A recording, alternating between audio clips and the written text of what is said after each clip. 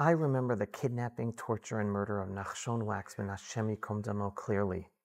And I remember his mother, Esther, who used to come to our house with her special needs son, who my mother, Debbie Abelo, worked with years before Esther founded the iconic institution Shalva in Jerusalem for special needs children.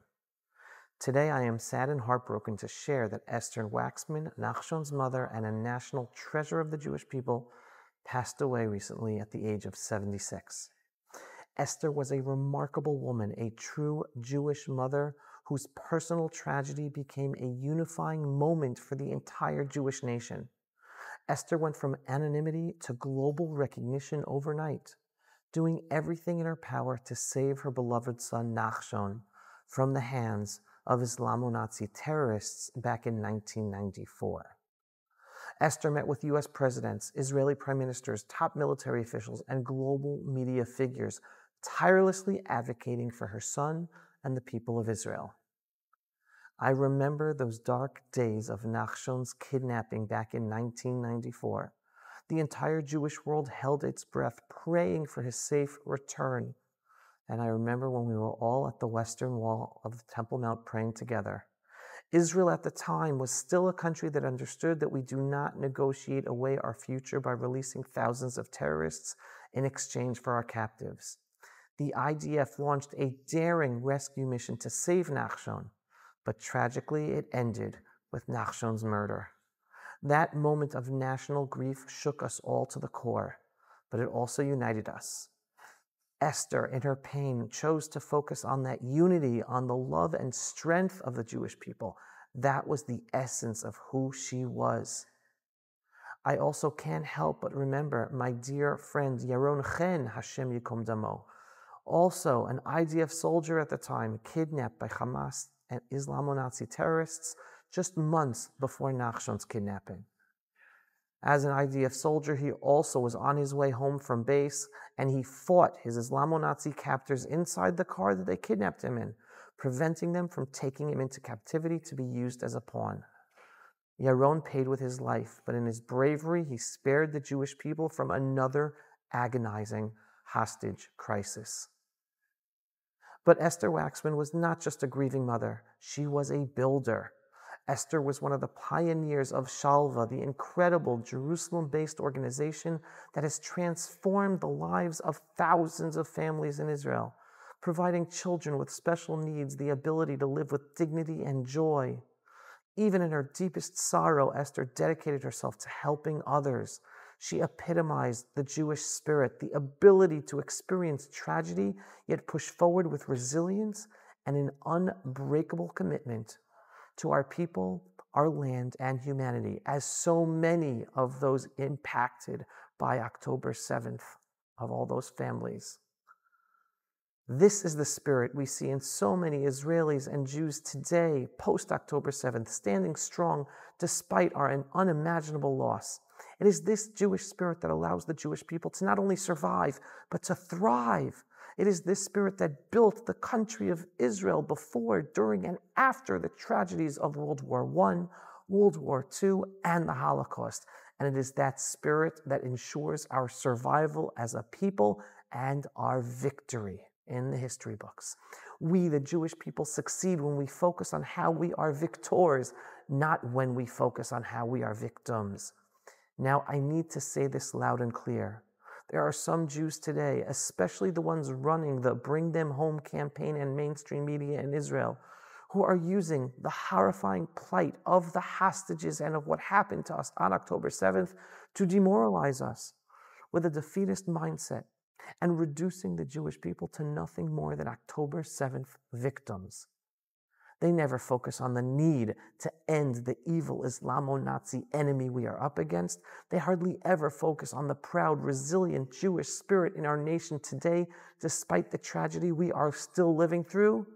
They just focus on demoralization, day after day, night after night, television program after television program. Yes, October 7th was horrific. Yes, what our Islamo-Nazi enemies did to us was beyond inhumane. But to those who are only focusing on our suffering, to those who are using the hostages as an emotional weapon in a political campaign to break the people of Israel's will, I say this: you do not represent Judaism, you do not represent Israel, you do not represent the Jewish people, and you definitely do not represent the Jewish spirit. You, and what I would call, are October 7th Jews, stuck in tragedy, stuck in mourning, stuck in weakness. But we are the eternal Jewish people. The Jewish people do not just survive, we thrive thanks to our Spirit and God above. We live with the Holocaust, where we lost 6 million Jews just 80 years ago. We live with the horrific pogroms of Europe that destroyed families and decimated whole Jewish communities. We live with the Spanish Inquisition.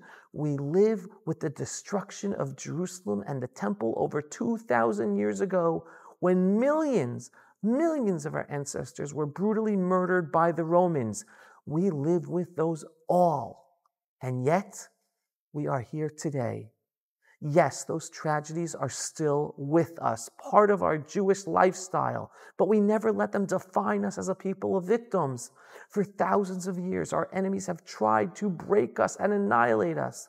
They have slaughtered us, burned us, expelled us, tortured us, converted us, but never once have they succeeded in erasing us. Why? Because we are the Jewish people, not just survivors, but builders, creators, and warriors. Bottom line, we are victors. We remember our tragedies not to wallow in weakness, but to rise up stronger every single time. French leader Napoleon Bonaparte understood the Jewish spirit, and I wish every single Jew understood it like him.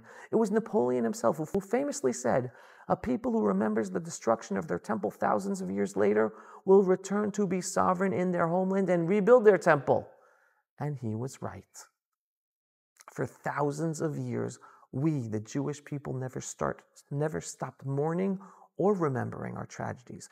We never stopped praying and crying for the devastation of our people or our homeland, and we never stopped yearning to return to Jerusalem. And because we never gave up, we finally came home. That is the true Jewish spirit.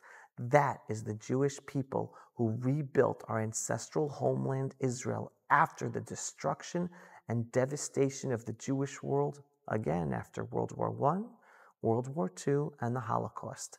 That is the Jewish people who made the desert bloom in our ancestral homeland. That is the Jewish people who built a global powerhouse in our little tiny state of Israel, smaller than the state of New Jersey, out of nothing, today making Israel one of the leading economies in the world. We have never been defined by our tragedies, and we cannot listen to the voices today trying to define us by the tragedy of October 7th. We will be defined by victory, both militarily and spiritually.